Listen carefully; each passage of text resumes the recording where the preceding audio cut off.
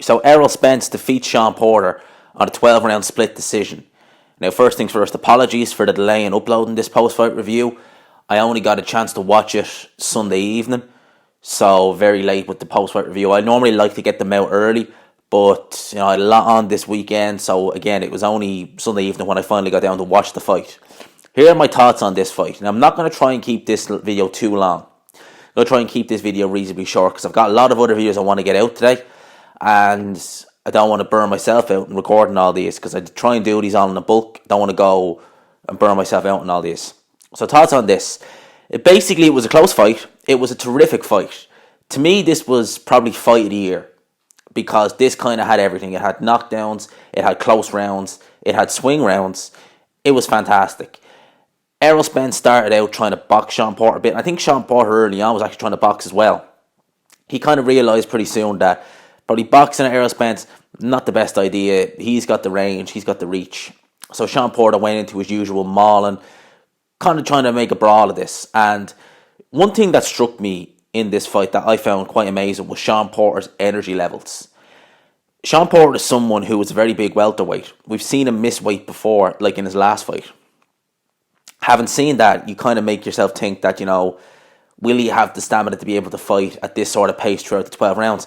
He did. He fought at a very ferocious style, very ferocious pace. I wouldn't say it was, an extreme pace, but the way he was fighting takes a lot of energy, and he was able to do that throughout the 12 rounds, seemingly fine.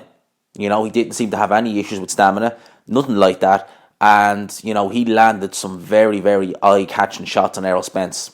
This fight, when I watched it back, I watched it, and I scored this fight 6 rounds apiece. So I had this fight, in terms of rounds won, even.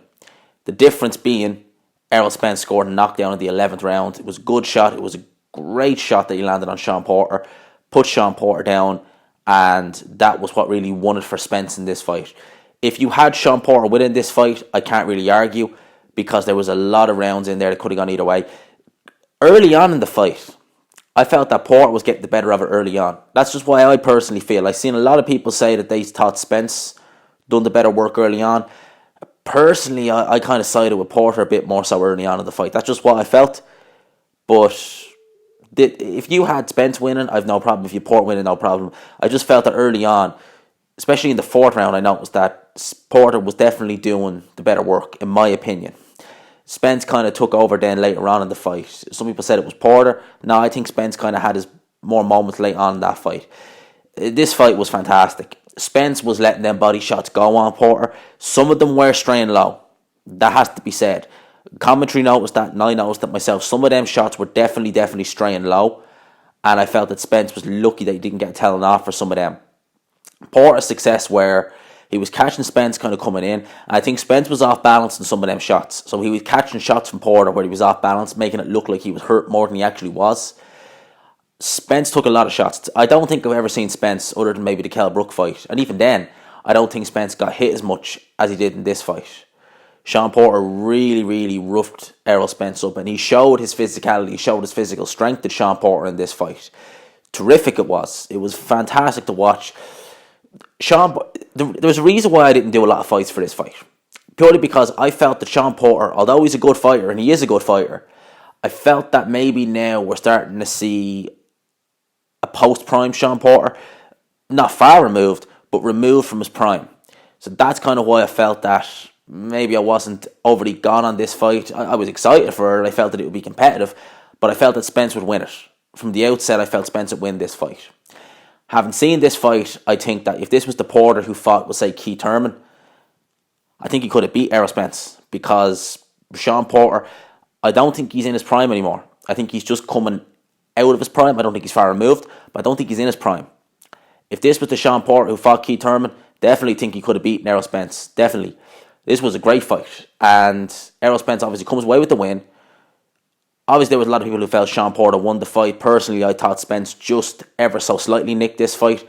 But this was a terrific fight. It was great to watch. And it's one of them fights where you would go back and watch it again, because it was just fantastic.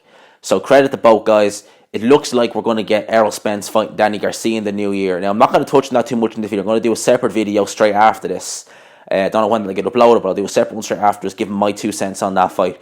that's my thoughts on this. Terrific fight. Definitely value for money to watch. It was fantastic. I wish I'd watched it live. That's the thing. I really did wish I would have watched this fight live, because it would have been probably even better to watch it live.